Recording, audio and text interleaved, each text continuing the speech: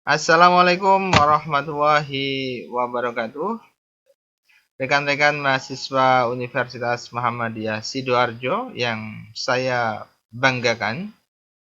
Alhamdulillah pada pertemuan kali ini kita bisa berjumpa secara daring. Ya. Pada topik pertama yang akan kita bahas adalah tentang pengantar kuliah kewarganegaraan. Jadi pada sesi kali ini saya tidak akan menyampaikan materi. Insya Allah materi akan saya secara detail akan saya sampaikan pada topik selanjutnya, pada sesi berikutnya. Pada kali ini saya hanya akan memberikan sedikit pengantar tentang pentingnya mempelajari pendidikan kewarganegaraan. Sebagai gambaran umum, apa saja yang dikaji selama 1 semester ke depan. Ya, dengan harapan kalian bisa memiliki gambaran seperti apa yang harus kita lakukan nantinya dan seperti apa sih mata kuliah kewarganegaraan. Nah, mata kuliah kewarganegaraan ya secara umum mata kuliah ini termasuk dalam mata kuliah landasan kepribadian atau disebut dengan MPK. Seperti yang sudah kalian ketahui, ada beberapa jenis mata kuliah selama perkuliahan nanti. Ada kompetensi yang mengarah kepada keilmuan dan keahlian, berarti itu mata kuliah berkarya dan berkeilmuan sesuai dengan bidang studi Anda.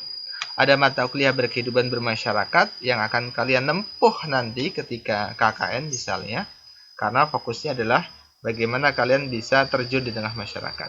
Kemudian ada juga mata kuliah yang sifatnya umum.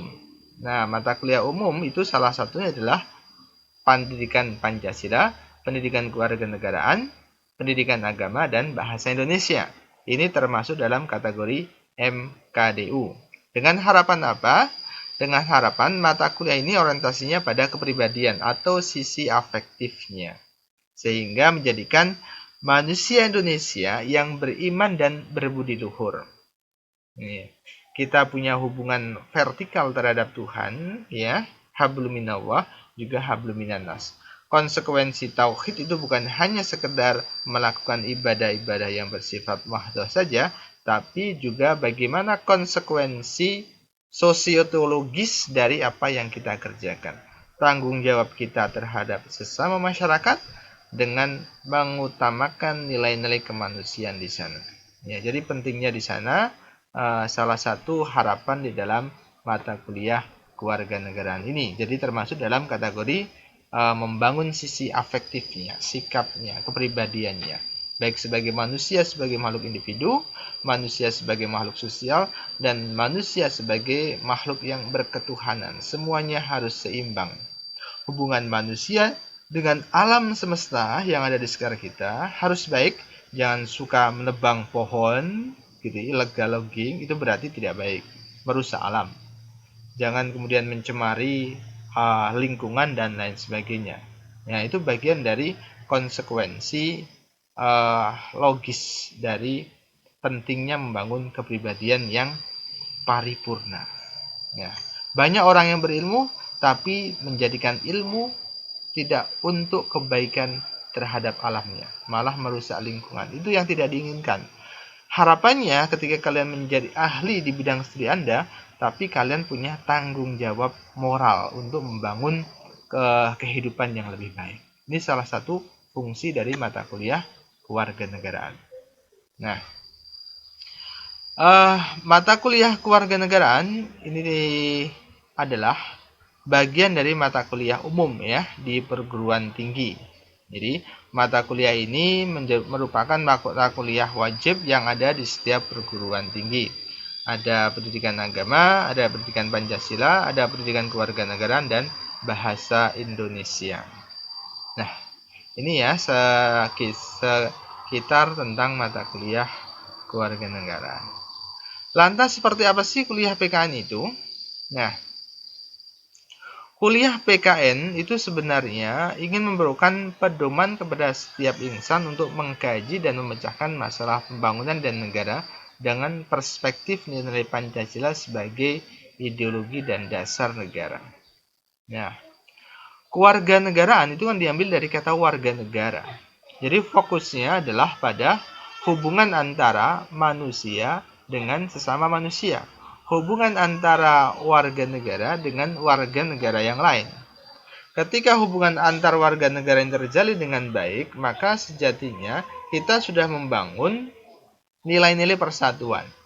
Nilai-nilai persatuan itu merupakan bagian dari implementasi atau pengejawantahan Pancasila sebagai dasar dan ideologi negara.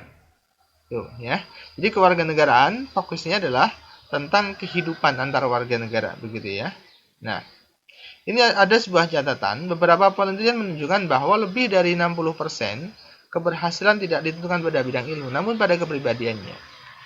Kita sebagai negeri yang sudah merdeka, ya, tentu berharap kita sudah tidak berkecimpung lagi dalam konflik-konflik horizontal. Itu perlu dihilangkan. Kita sudah harus punya perspektif ke depan untuk membangun negeri ini lebih maju dan lebih baik. Tentunya harus berawal dari attitude kepribadian. Kalau kita masih terjadi silang sengkarut antar kelompok, kepentingan politik dan lain sebagainya, maka kita tidak akan bisa bangkit menjadi negara yang maju seperti itu. Nah, tentu dengan menyadari pentingnya kepribadian ini diharapkan kita sebagai mahasiswa tertarik lebih dalam untuk mempelajari mata kuliah kewarganegaraan ini. Nah, ini contoh yang terjadi. Pada masa sekarang, tantangan hubungan antar warga negara masih terjadi berbagai macam ujaran-ujaran kebencian yang kita bisa lihat di dalam berbagai media, terutama media sosial. Itu luar biasa terjadi. Nah, ujaran kebencian dengan berbagai macam bentuknya tentu akan menghasilkan konflik. Itu yang tidak kita inginkan. Nah, ini secara umum seperti apa tantangan kehidupan kebangsaan saat ini? Pertama adalah pengaruh eksternal. Pengaruh globalisasi dengan pengaruh modernisasi tentu berimplikasi terhadap melemahnya kehidupan kebangsaan kita. Pengaruh informasi teknologi, kehidupan modernitas yang penuh dengan hedon, maka tentu akan berimplikasi terhadap kepribadian seseorang, kita sebagai warga negara. Ya. Apa implikasinya? Tentu satu, menipisnya rasa nasionalisme. Ya. Lunturnya semangat gotong royong, ikatan-ikatan sosial, kohesi sosial tidak lagi didasarkan pada sikap yang bersifat batih, tapi semua didasarkan pada hukum social exchange, ada cost, ada reward. Saya memberikan usaha, maka reward apa yang saya peroleh. Menguatnya ikatan primordial, ikatan-ikatan kelompokan, hingga pada tindakan-tindakan kekerasan. Kalau ini terjadi apa? Tentu akan menjadikan manusia Indonesia manusia yang marginal. Kita akan terasingkan. Kita tidak bisa menjadi warga negara seutuhnya sesuai dengan kepribadian kita sebagai warga negara. Kita akan tergerus dengan paham materialisme, paham kapitalisme, liberalisme, dan lain sebagainya yang sudah mengakar dalam kehidupan masyarakat modern seperti ini. Ya, kita harus kembali sesuai dengan jati diri masyarakat kita sebagai warga negara Indonesia. Nah, ini adalah sasaran dan tujuan pembelajaran PKN. Ada 3 hal yang ingin kita bangun, ya. Dengan mempelajari kewarganegaraan, kita bisa membangun wawasan kewarganegaraan secara sempurna, ya. Kemudian kita punya sikap dan tanggung jawab secara demokratis, dan tentunya yang ketiga, membangun keterampilan. Ini adalah secara tidak langsung 3 komponen ini akan membentuk manusia Indonesia yang seutuhnya. Kita punya pemikiran yang baik tentang kita sebagai warga negara, punya tanggung jawab dan punya kontribusi yang nyata.